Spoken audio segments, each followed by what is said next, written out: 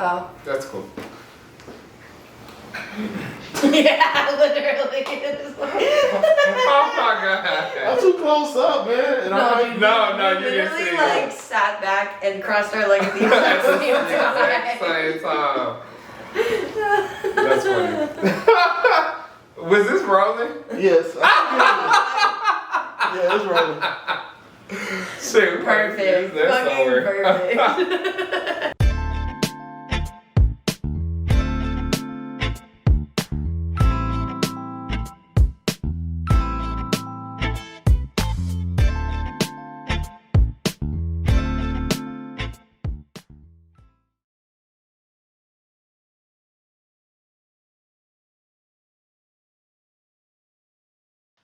What's up, everybody? Welcome to the crib.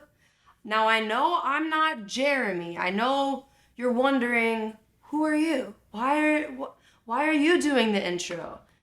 And I'm gonna tell you, my name is Ravs. You might recognize me from behind the piano or behind the guitar, playing for these other amazing musicians that we have at the crib. But today we're gonna do something different. Today we're gonna do a very, very special episode. It is time to turn the camera to Jeremy, and it is time to understand who he is, why he does this, where he's coming from, and honestly, I've never heard him sing before, so we're gonna work all that out today, and I'm super excited to have him in the hot spot and ask him some questions. So, stay tuned. All right, everybody, welcome to the special edition episode of The Crib. We have the one, the only, Jeremy English, otherwise known as Paw Paw. Hip hop horns, kill We made it. We're in it. Yes. How does it feel to be in the hot seat? You know what? I knew that it was gonna happen eventually because, more specifically, my cinematographer, even when we first started this, was like, "So when are you gonna, be an artist on a song like that? It's not about me, but He knows. I knew it was like a matter of time before it's gonna be like, aight, fuck it, let's just do it." Well, shout out Chris for initially having the idea. So, Paw Paw, because I don't know, I know you in the essence that I show up, I play the music, but this is really my opportunity to get to know you and also the viewers. So, where does Paw Paw come from? So I got the nickname Paw Paw in high school, sophomore-ish year, maybe 2005, 2006. And a good friend of mine, shout out to Candace Williams. It was a really, really random instance. We were on the phone and I was battling a cold, and I was coughing throughout the whole conversation. And she was like, "Oh, why you keep coughing?" I was like, "Oh, I'm battling a cold." She was like, "Oh, you sound like somebody. Paw Paw." I was like, "Oh, okay, whatever." And then we kept talking. Right. You got an old soul. Right. That's what this is about. So we kept talking, and then she was like, "You know what? That just fits, cause you got an old soul too." And she was like, "I'm just gonna call you Paw Paw from now." And I was like, "Alright, fuck it, whatever." Bro, even in this blazer too, it just it's the energy. I love it. So yeah, it just kind of stuck. And then my good friend Candace, she went to Richardson High School. I went to DeSoto. Bro, I went to Richardson. The hell? Really? Yeah. Wait, what year did you come out? I was out 2012, so. Oh, see, we were wrong. Yeah, we came out 08. Yeah, we came out 2008. But yeah, she so like I said, she was at Richardson. I was at DeSoto. And she, I don't remember how the fuck it came up in conversation with some of my people at DeSoto. And they was like, oh shit, that shit makes sense. And so like it spread like wildfire. And then like it carried over into college. I went to my first 2 years of college, I did at Prairie View. And like people really like ran with it at Prairie View. So like, and it's still people that I see from Prairie View now that like, I still honestly, I don't know if they really know my real name. And I'll see them now. Like, I know how that goes. Right. And I'll be like they'll see me like at homecoming and shit like that. And they'll be like, oh, Paw Paw. I'm like, what's good? And then the same, I transferred to UNT and there's still people from UNT that just, I don't know if they actually know that my name is Jeremy. But it is what it is. It fits, and it has rolled with you for this long, so obviously it's basically like your second name. Pretty much. Yeah. Cool. Well, okay, so music, right? And I've never heard you sing, which I'm really excited about for today, but so how did you, I know you have like a theater background a little bit, but kind of like how did you get into singing or into, we'll start with singing. How did you get into singing? So music was actually my first love. Okay. When I was 8, 9, something like that. The Usher My Way album was what really, right, I know. That was what, and that's why like Usher will always like hold a very special place in my heart because it's like, like that was what really like kind of shaped and molded me into like having a true passion for music. And then I was like, I think I'm gonna sing. And I remember singing for my mom. And around age? Like 8 or 9. Okay. And my mom was just like, oh, you got a little something there. And I was like, I bet. And I was kind of like, kept going with it. And then, kind of kept going to high school and stuff like that. I sang in choir and all of that good shit. So, yeah, I mean, it started with music. I honestly didn't start pursuing theater and or film until like college. Okay. Yeah. Was there a specific kind of like production that like caught your eye that was like, oh, yo, like I really want to see if I can like try my hand at that? Or was there like a girl that was gonna be in a play or like what's up? You know what? Neither actually. So when I was transferring to UNT from Prairie View, again, my good friend Candace Williams. Shout out Candace. Candace is like I've always said like if there's a way for me to like if shit takes off for me like to like a whole nother level, like I was like Candace has to be like my publicist or some shit like that. She'll be around. Yeah. Oh basically. yeah. She'll be around. That's the homie. That's the homie. She actually was like, oh, I'm a part of this organization called CAST, which stands for Collaborating Actors, Singers, and Talents. And I think we addressed it slightly in season 1. But it was founded by an amazing performer. She's an actress, she's a singer by the name of Amber Gibson. Okay. And she's a Dallas native. And she's so talented. But anyway, she founded the organization at UNT to create an avenue and a platform for minority performers. Dope. And Candace was like, oh, I think you should join it and this and that. I was like, okay, all right, whatever. So I went to the first meeting, like I was vibing with the members and all that good shit. And I was like, oh, auditioned for our first show. And I auditioned and I got cast. Nice. And I was just like, oh shit, well, okay. And it was a stage production called 30 Bits of Reality. It was 30 different skits on reality television. Oh, okay. And so it was an improv-based show, and it really like tested like my skills of like, I guess, natural given skills that like I didn't realize I even had. And I was like, oh shit, like I actually got a knack for this shit. Yeah. And I enjoyed it. I had so much fun with it. So I was like, fuck it, like let's keep going. yeah, that's how I kind of got into theater. Okay. That's cool. I'm trying to imagine like what that 30 bits like production would be like. Like did they take from like actual skits or like actual scenes from reality TV, or like were you given like a prompt or something? Like how does that So work? we did get prompts, but they were all spoofs of real reality TV shows, and also like what's the word I'm looking for? Talk shows and stuff like that. So Okay. like an example of a show that I did, or a skit that we did, was called. And you said it was was it improv? It was all improv. That terrifies me. Just like but continue. So we did one. It was called Eyes the Pappy, and it was a spoof. It was a spoof of the Maury Povich show.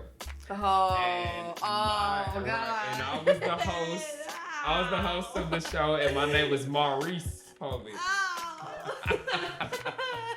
But I had so much fun doing it because like I'm a clown. Actually, in high school, I was nominated for In high school, I was nominated for Class Clown and Drama King. For whatever reason, I was a clown. Because those in high go school. hand in hand. Right, I was a clown in high school. I just loved like making people laugh and shit like that. So, like, I guess it was just my wheelhouse, and I didn't really realize it. So yeah. Nice. Yeah. That's so cool. Okay. So, you know, you've been in Dallas your whole life, right? Yeah, it's native. Are you like seeing anybody right now? Like what like the people want to know like what your love life is about, Jeremy. I Come am very much so off the market and in love. Who's the lucky lady? A very beautiful young lady by the name of Bianca Smith. Okay. And yeah, we actually started that. Well, we went on our first date at the end of 2019, and we like became official like during the pandemic. I know like the pandemic like broke a lot of relationships, but it like made ours. Like It was like it wasn't make or break. It was like, yeah, exactly. It's like you hit either side of the spectrum. There was no middle. It's like it was either done or your relationship got stronger. yeah, definitely. So. But yeah, like we spent so much time together during the pandemic, and it made our bond so much stronger. Because so outside of this, I work in the ridiculous field of human resources. That's my corporate career. And Bianca is in accounting. So we're both like insanely busy just with our corporate career. So in the beginning, we didn't really get a chance to spend as much time together as we really wanted to. But like the pandemic almost forced us. Right. The shutdown happened. And we were stuck at home. Yeah. We watched pretty much every movie ever created. Yes. We would like sit at the house and like, I love music videos. I mean, it's probably the '90s kid in me. I just love like sitting and watching music videos. So we would literally sit and watch music videos for like hours and shit. And that like, in all honesty, like I don't know if y'all ever heard like the it's like a saying where it's like, oh, if the love don't feel like '90s R&B, I don't want it.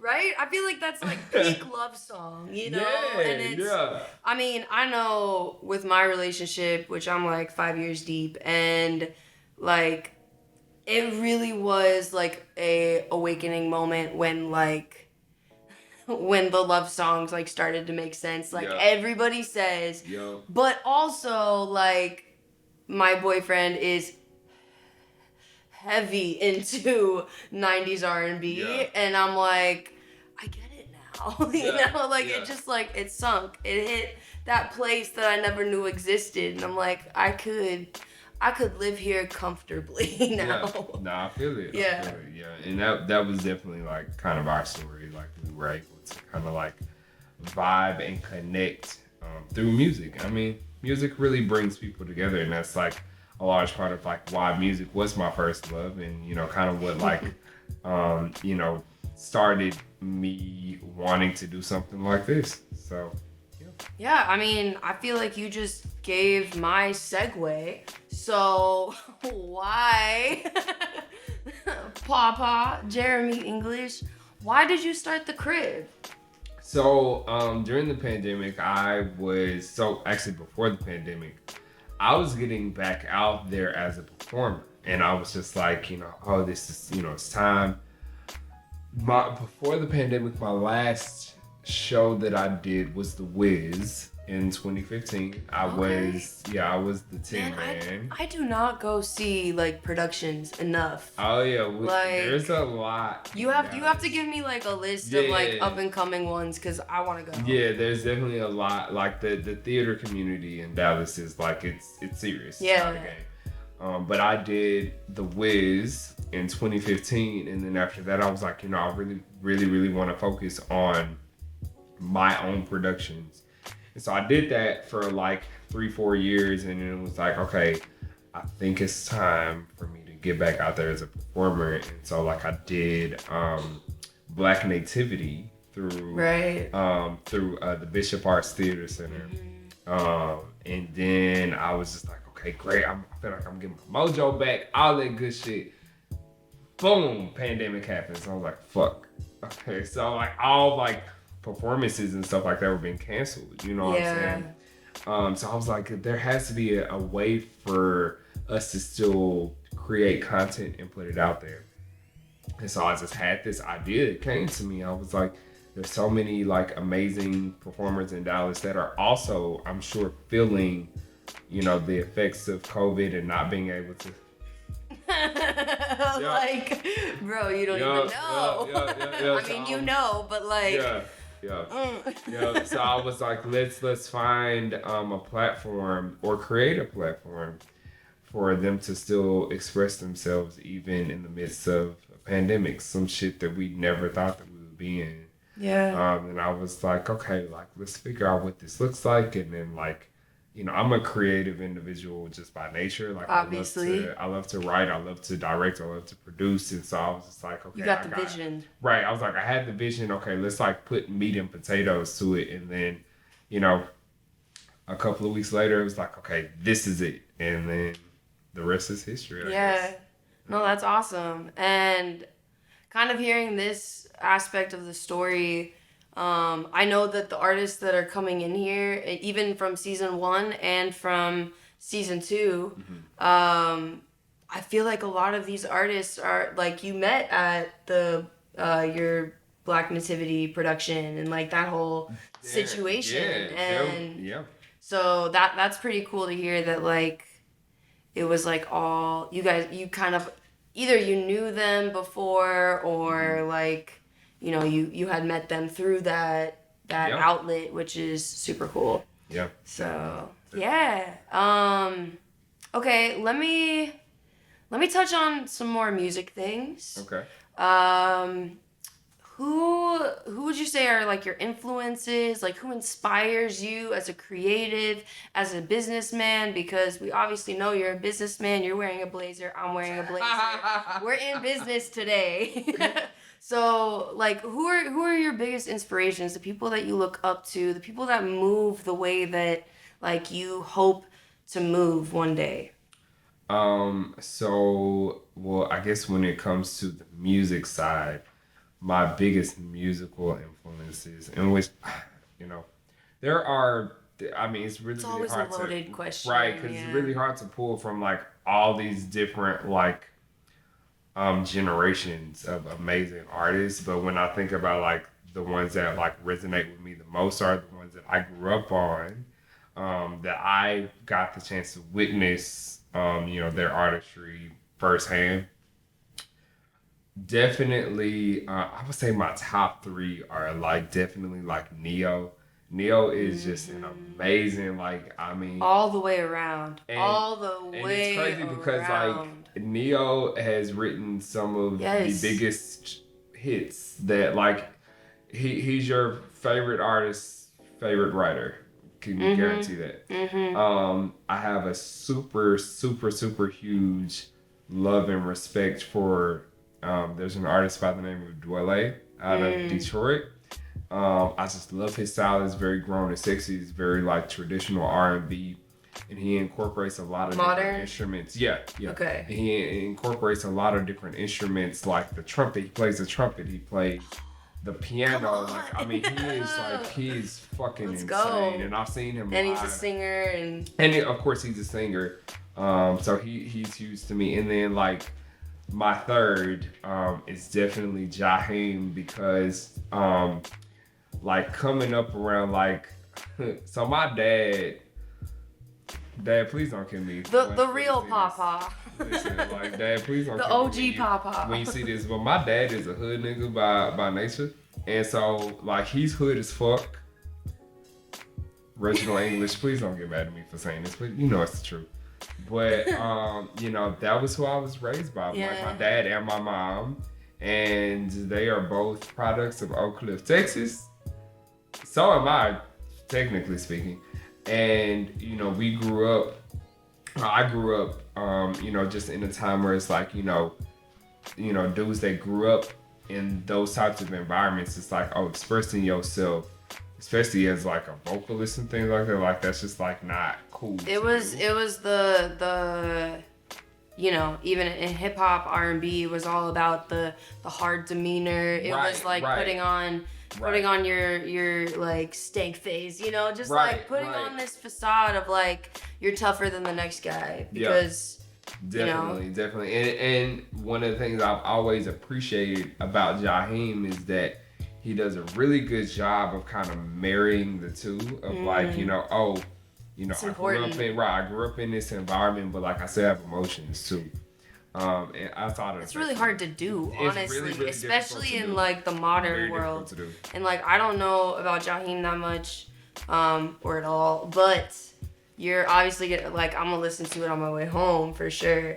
But yeah, definitely. And then as far as like from a business aspect, I mean, he's definitely had a lot of controversy, just you know, throughout the years / decades. But I move in I move in a have godly way than him, but I have used him. God. Right, I've used him as a blueprint, and Diddy is, you know, Sean Combs is the person that I've kind of modeled myself after. And when it comes to the business aspect, I still like I said, I incorporate other aspects that are not the exact same as him. Yeah. But he's definitely been like kind of like my blueprint. I mean, it's hard to knock anything. Like if you look at the grand scheme of what he's done. Yeah. It's like, okay, yeah, these little blips of, you know, maybe some things that he said or things that he's like stirred the pot in. It's like, man, but like the work. Right. Like it's nonstop. And it spans over high so many quality, and it spans over so many decades. Yes. Like so many years. I mean, Jay-Z, same type of. Yeah, definitely. Like I would say I've looked up to his blueprint the most, you know, not just his album, but yeah. Yeah. No, that's definitely. That's dope. Shout out Diddy for sure. And I mean, in my mind, time can heal all wounds. But let's get to this music. What you think? You wanna sing a little something for the people? Yeah, let's definitely sing a little. Oh my God, I'm sorry. My dog. I'm sorry. What? I have a dog. She's like sniffing around like she wanna like come to the camera. God damn it. Girl. Baby. Oh my God. Baby Come here, girl. Oh Hey. my Come here. Yes. Wow. And for the people, who is this? This is my baby. My four-legged daughter. Her name is Trina. Trina. Because she's the baddest bitch. Trina, say what's up to everybody. Hello, Trina. Trina, say what's up The to everybody. people are through there. Say what's up. What's up, everybody? Oh God. Such a cutie. Yes. Oh my gosh. She was ready. She was ready. She was like, cause she been like sniffing around. Like she was like, okay, Daddy, I'm gonna be good, but I'm finna come on camera. Like, you know, I'm finna come. You just better get ready. She has been such a light to the crib Definitely. in general. Behind the Definitely. scenes, we all love Trina. Trina is emotional support animal. Yes, she to the fullest is. extent. Even if you're snoring, might get on camera. It's Yeah, okay. all right. We still love So you. if y'all hear snoring in other episodes, please don't count it against us. This is Charge why. it to our head, not This our is heart. why. So and the actual rapper Trina, if you watching, you're her godmother. That's all. It's official. It's official. But yeah, you But know yeah. what? Yeah, I'm down to do a song. I'm definitely Let's down do to do a it. song. Let's show the people what you can do. Show me what you can do. Yeah, I am let's do so it. excited to hear you sing. And thank you for tuning in to the special edition interview. Yeah, With- finale. Finale. The last episode of the Season 2. season. We're done. Yeah. We made it. We made it. Yes. Yeah. Yes. All right. Let's switch on to Paw Paw, aka Jeremy English, and myself playing To Your Soul.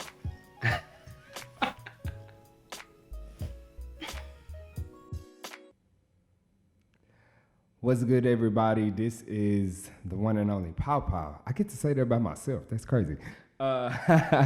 So you all finally get a chance to see me on the mic. I know I allude to me being, you know, an artist and an actor and all that good stuff with all of the other guests on the show. But this is your opportunity to finally get to know me as a vocalist as well. So I'm really excited for y'all to get into it. So this is Ordinary People by John Legend. Of course, covered by yours truly and the one and only Raps. And it's gonna be a very different take than what you're used to. So I really hope y'all like it.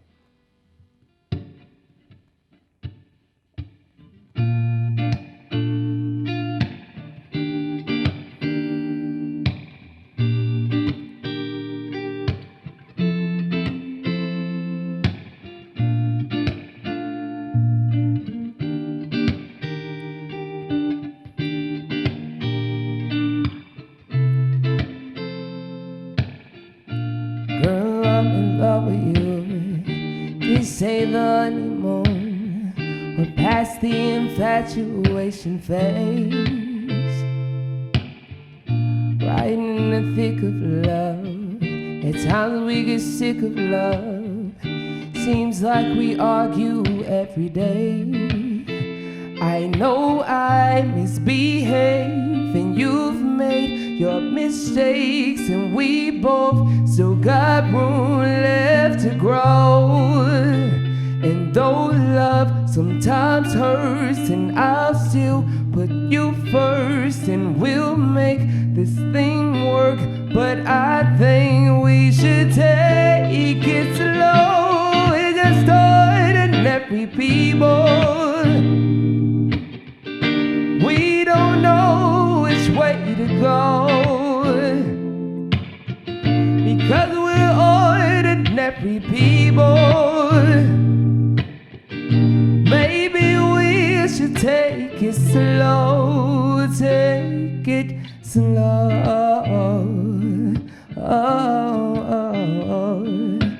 This time we'll take it slow, take it slow. This time we'll take it slow. This ain't a movie, nah, no fairy tale conclusion, y'all. Gets more confusing every day. Oh, and sometimes it's heaven sent, and we head back to hell again. We kiss and we make up on the way. I hang up, you call, and we rise and we fall, and we feel like just walking away. And as our love advances, we'll take second chances. Though it's not a fantasy, I still want you to stay. We're just ordinary people. We don't know which way to go. Hey, because we're ordinary people. Maybe we should take it slow, take it slow, slow. This time we'll take it slow, take it slow, slow. This time we'll take it slow, take it slow. Maybe we'll live and learn. Maybe we'll crash and burn. Maybe you'll stay, maybe you'll leave. Maybe you'll return. Maybe another fight. Maybe we won't survive. Maybe we'll grow, we never know. Baby, you and I, we're just ordinary people. We don't know which way to go.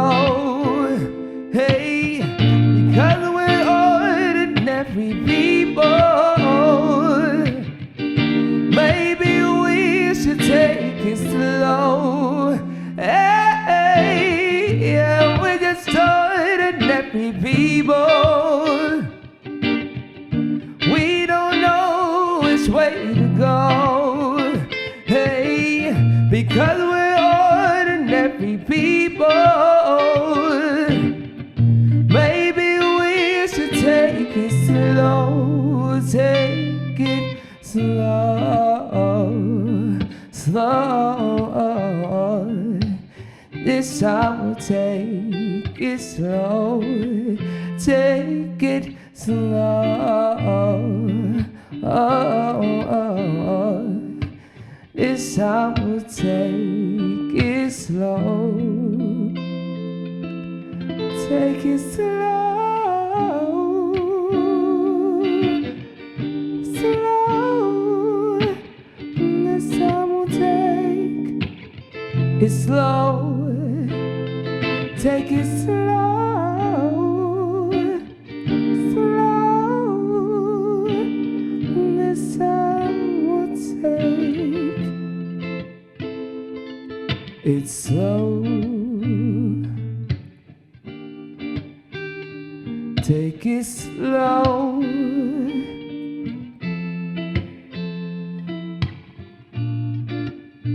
So take it slow. This time we'll take it slow.